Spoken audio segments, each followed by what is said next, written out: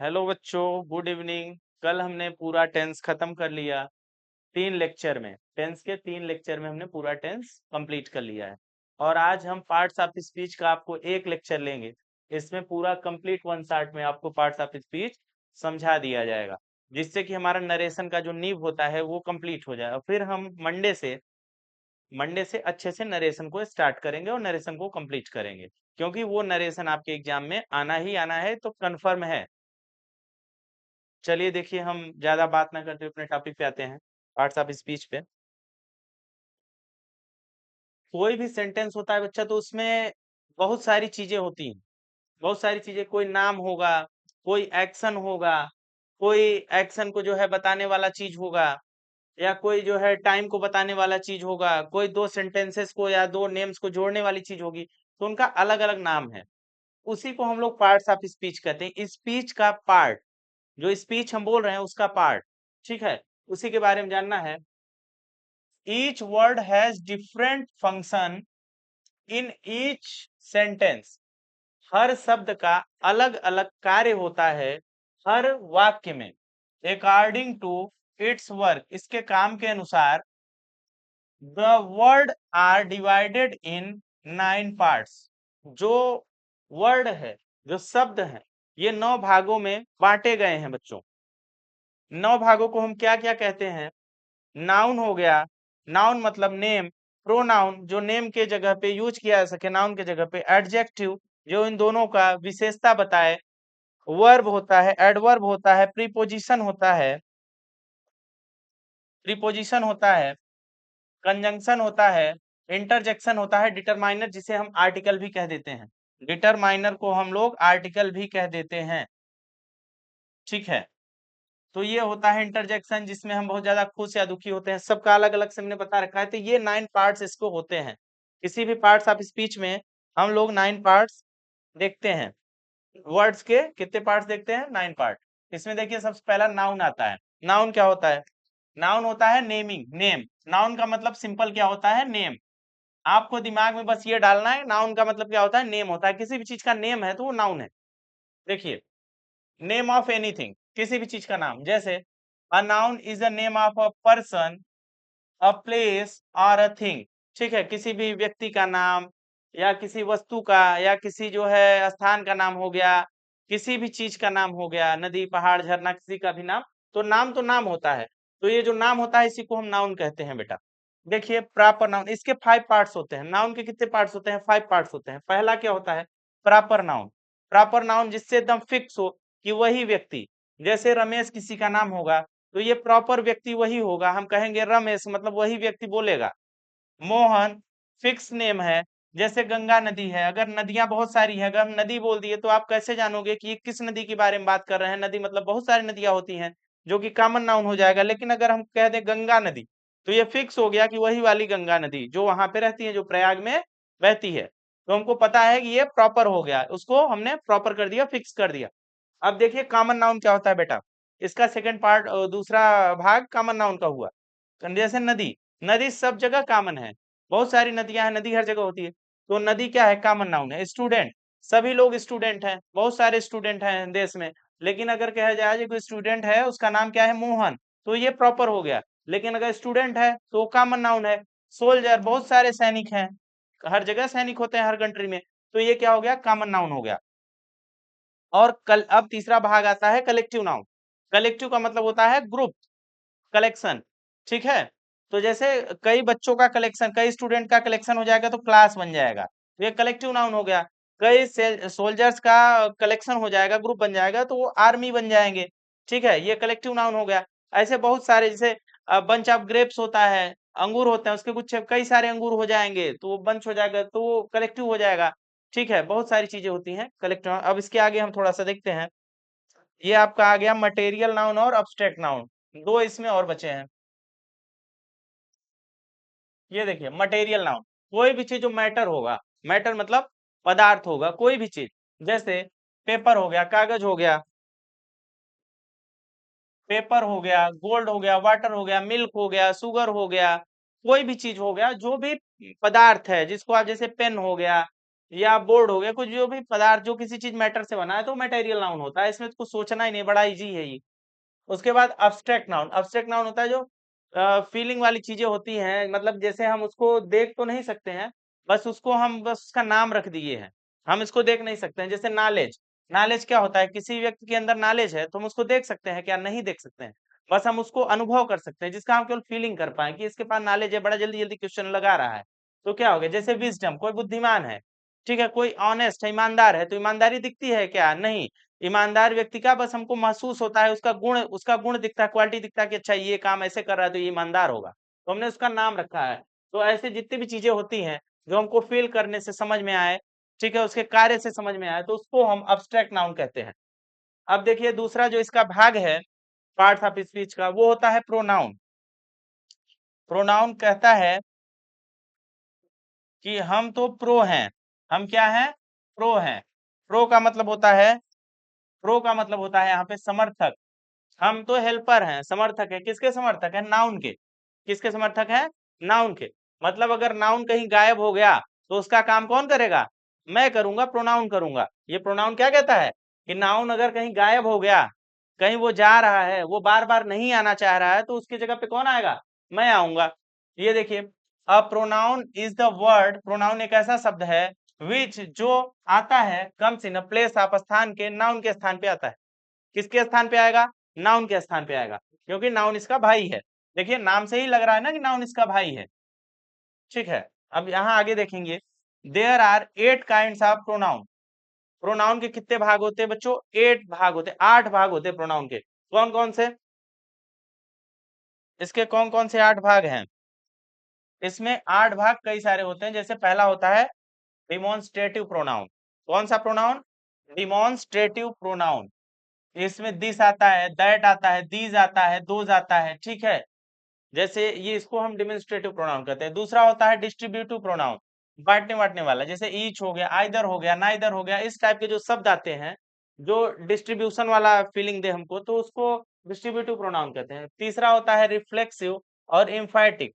इन दोनों प्रोनाउन के लास्ट में कोई भी रहे, जैसे myself, yourself, our self, तो जो सेल्फ वाले होते हैं दोनों में आते हैं, रिफ्लेक्सिव में, एम्फैटिक में, ठीक है। जब आपको प्रैक्टिस कराएंगे तो वहां पे डिफरेंस समझाएंगे कि रिफ्लेक्सिव कहाँ यूज होगा और एम्फैटिक कहाँ यूज होगा, क्योंकि आपके एग्जाम में आता नहीं है, सिर्फ इतना पूछता है, अगर ये देगा ऑप्शन में तो ये नहीं देगा, ये देगा तो ये नहीं देगा।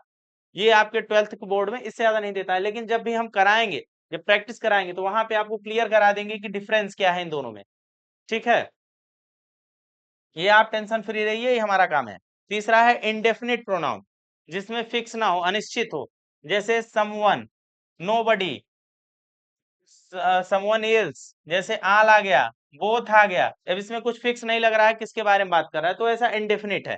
उसके बाद इंट्रोगेटिव आता है, इंट्रोगेटिव में जिसमें क वाले शब्द वाले हो, जैसे हुम, किसको, कहाँ, कौन, कब, क्या है, ये क वाले आ जाए, वेयर, हुम, ये सब, तो क्या हो गया, ये इंट्रोगेटिव प्रोनाउन हो गया।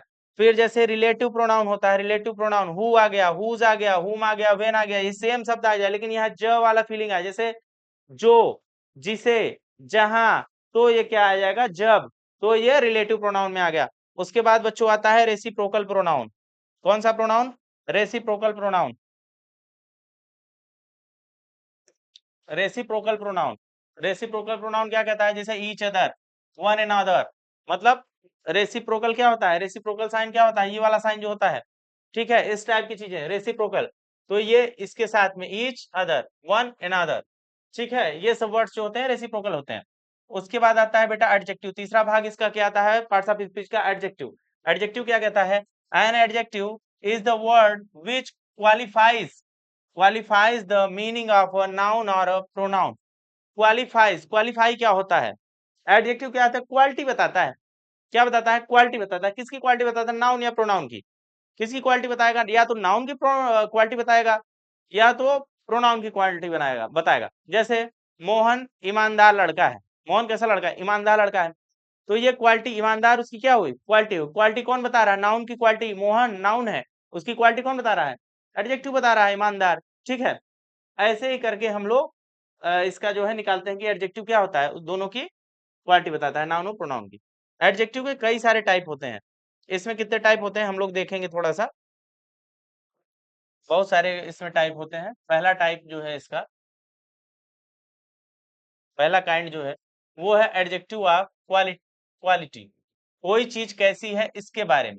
जैसे कोई चीज छोटी है, बड़ी है, लंबा है, मोटा है, काला है, सफेद है, गरीब है, अमीर है, ईमानदार है, बेईमान है, तो कैसा क्वालिटी है, तो एडजेक्टिव ऑफ क्वालिटी। दूसरा इसमें आता है एडजेक्टिव ऑफ क्वांटिटी, मात्रा के बारे में बात करेगा कि कोई चीज कुछ ज्यादा है, थोड़ा है, कम है, यहाँ पे बहुत ज्यादा हो गया, यहाँ पे जो है कम, लिटिल जैसे कहते हैं लिटिल, कोई चीज मांगते हैं लिटिल वाटर या ऐसा कुछ करके, तो ये भी मात्रा बताता है। लिटिल लॉट ऑफ भी मात्रा बताता है, और इसमें बहुत सारे लॉट्स ऑफ भी मात्रा बताता है, प्लेंटी ऑफ होता है। तो ये सब चीजें जो होती हैं ये एडजेक्टिव ऑफ क्वांटिटी के अंतर्गत आती हैं कि मात्रा कितना है, ये बताता है।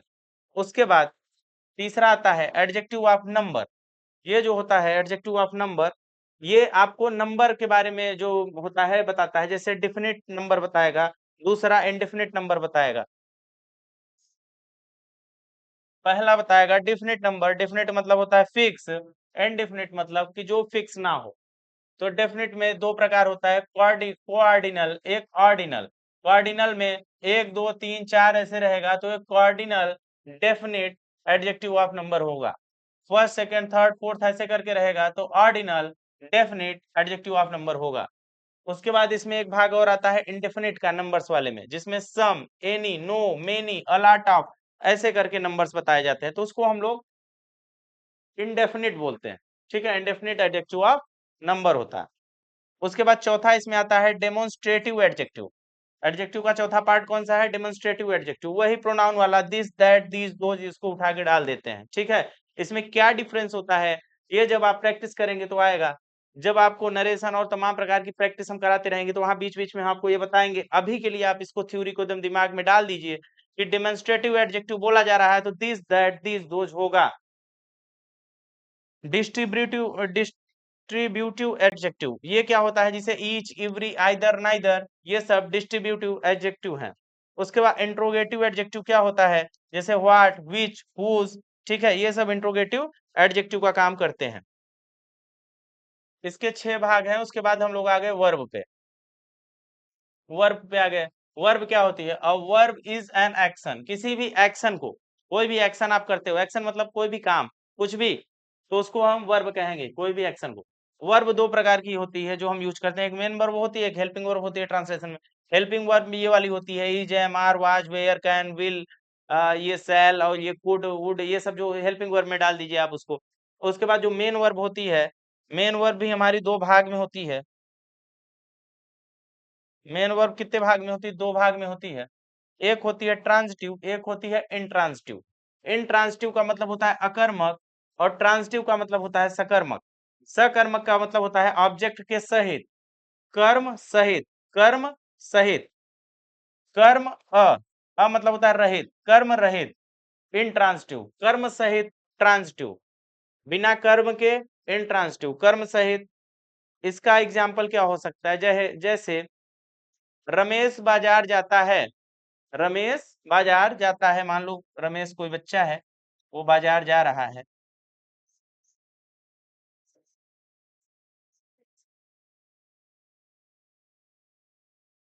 और रमेश जाता है।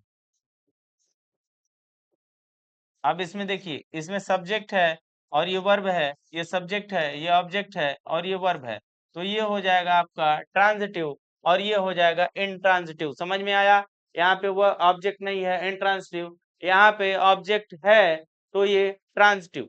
ठीक है, आगे बढ़ेंगे। वर्ब, इतना वर्ब का काम यही होता है बच्चों। अब हम एडवर्ब की तरफ आएंगे, एडवर्ब का क्या काम होता है और ये कितने प्रकार के होते हैं। एडवर्ब जो होता है, an adverb is the word which modify the meaning of an adjective or verb or another adverb। ये जो एडवर्ब होता है ये मॉडिफाई करता है, जैसे आप गाड़ी वाड़ी मॉडिफाई करा लेते हो, वैसे ही ये भी मॉडिफाई करता है। किसको मॉडिफाई करता है, मीनिंग को मॉडिफाई करता है। किसकी मीनिंग को मॉडिफाई करता है, एडजेक्टिव की मीनिंग को मॉडिफाई कर देगा, वर्ब की मीनिंग को मॉडिफाई कर देगा, या फिर अनदर एडवर्ब होगा, कोई और सा एडवर्ब होगा, उसके मीनिंग को भी मॉडिफाई कर देता है। ठीक है, ये भी कई प्रकार का होता है। एडवर्ब देखो, पहला एडवर्ब है जो इसका टाइप है वो है एडवर्ब ऑफ मैनर। जैसे ब्रेवली, ठीक है, मैनर है बहादुर तरीके से, वाइजली बुद्धिमान तरीके से, क्विकली जल्द तरीके से, ठीक है, या जल्दी से। तो इसको जैसे दूसरा होता है एडवर्ब ऑफ डिग्री।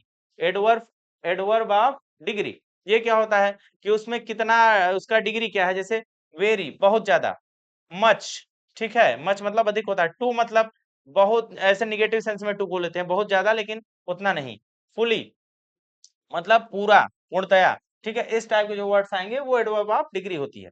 उसके बाद एडवर्ब ऑफ टाइम होता है, टुडे, टुमारो, यस्टरडे, ठीक है, द नेक्स्ट डे, ये सब क्या हो गया, ये एडवर्ब ऑफ टाइम हो गया। चौथा आता है एडवर्ब ऑफ फ्रीक्वेंसी। फ्रीक्वेंसी मतलब होता है जो बार बार आए, जैसे ऑलवेज, रोज रोज, नेवर कभी नहीं, वंस, ये सब एडवर्ब ऑफ फ्रीक्वेंसी बताते हैं। ये होता है पांचवा adverb of place. Adverb of place,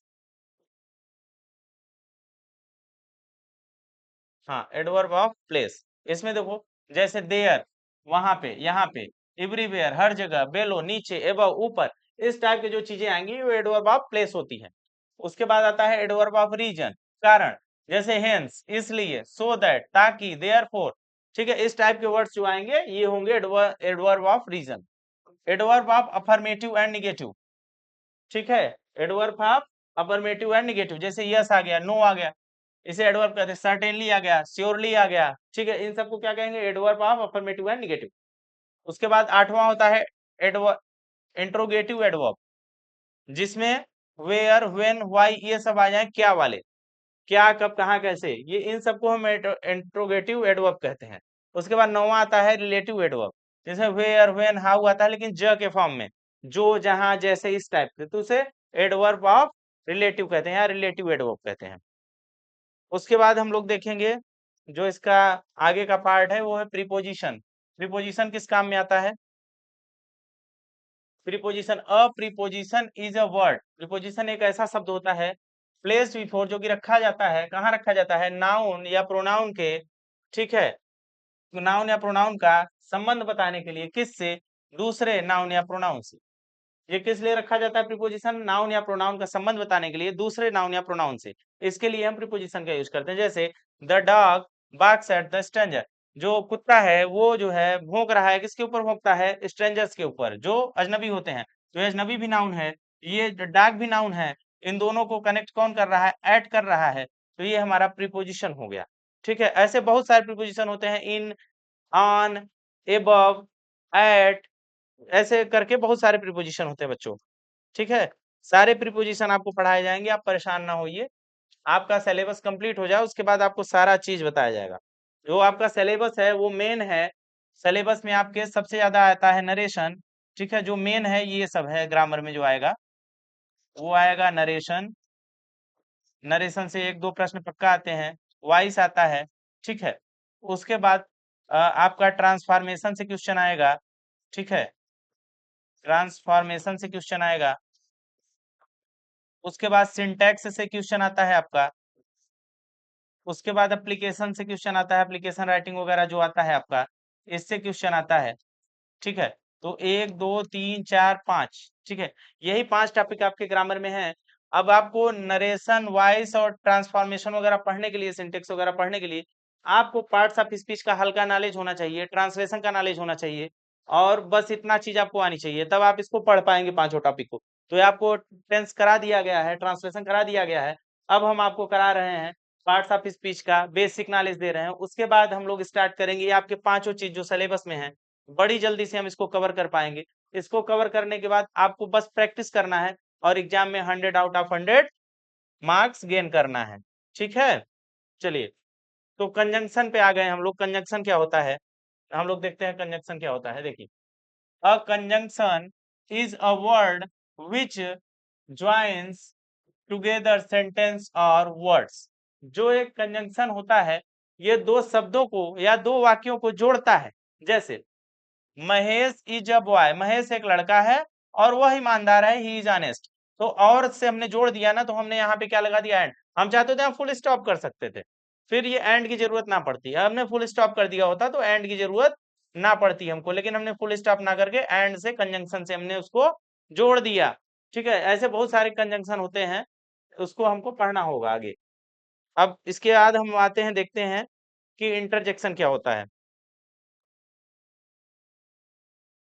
आपको ये नॉलेज होनी चाहिए कि कंजंक्शन होता क्या है, दो वर्ड्स को या दो सेंटेंसेस को जोड़ने वाला चीज कंजंक्शन होता है। तो आपके जब भी ट्रांसफॉर्मेशन या कहीं पे कंजंक्शन आएगा तो आपको समझ पाओगे कि ये कंजंक्शन के बारे में बात कर रहा है। लास्ट होता है बेटा इंटरजेक्शन। इंटरजेक्शन क्या होता है? An interjection is a word which expresses some sudden feeling और इमोशन। कोई तुरंत की आई हुई फीलिंग जो तुरंत आ जाती है एकाएक। मान लो कोई गिरा तो आप कहते हो ओ आप गिर गए, अरे आप हंस रहे। कोई एकाएक हंसने लगता है किसी को देखकर, या कोई एकाएक किसी की डेथ हो जाए आप कहते हो ओ एलास आपका तो जो है इनका निधन हो गया। या आप जैसे ऐसे करते हो, मैच वैच खेलते रहते हो कहते हो hurrah I won the match. तो ये सब जो वर्ड्स होते हैं, हुर्रा हो गया, एलास हो गया, वाव हो गया, हाय हो गया, ओ हो गया, आ हो गया, ये सब क्या होते हैं? ये सब इंटरजेक्शन होते हैं। और इंटरजेक्शन की खास बात ये होती है बेटा कि जहां भी इंटरजेक्शन रहेगा वहां ये एक्सक्लामेटरी मार्क रहेगा, इंटरजेक्शन मार्क रहेगा। ये आपको याद कर लेना है। इंटरजेक्शन तो बड़े आसानी से आप पहचान ले जाओगे, एक्सक्लामेटरी मार्क वहां पे रहेगा ही रहेगा। ये दिमाग में डाल लेना। उसके बाद जो आपका आता है, लास्ट आता है, वो होता है डिटरमाइनर। डिटरमाइनर क्या होता है? डिटरमाइनर को एक प्रकार से हम आर्टिकल बोल सकते हैं। जैसे ए और एन कहाँ लगाया जाता है? It limits a noun. यह क्या करता है कि नाउन की लिमिट सेट करता है। जैसे पेन है, तो पेन कितनी पेन है? अगर पेन है तो पेन तो कॉमन नाउन है। पेन क्या है? कॉमन नाउन है।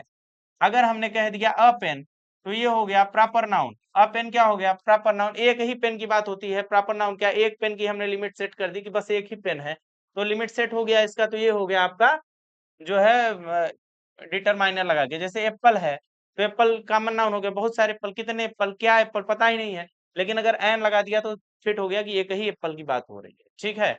अब मान लीजिए बहुत सारे रिवर्स हैं, ऐसे ही हमने लगा दिया द रिवर या द गंगा। बहुत सारी गंगाएं, गंगा तो एक ही है, हमने गलत लिख लिया। मान लो यहाँ पे रिवर लिख लेते तो हम बहुत सारे रिवर्स हैं तो हमको पता नहीं है कितनी रिवर, क्या रिवर की बात कर रहा है, लेकिन हमने द लगा दिया तो फिक्स हो जाता है कि उस वाले रिवर। तो डिटरमाइनर का यूज ये सब होता है बच्चों।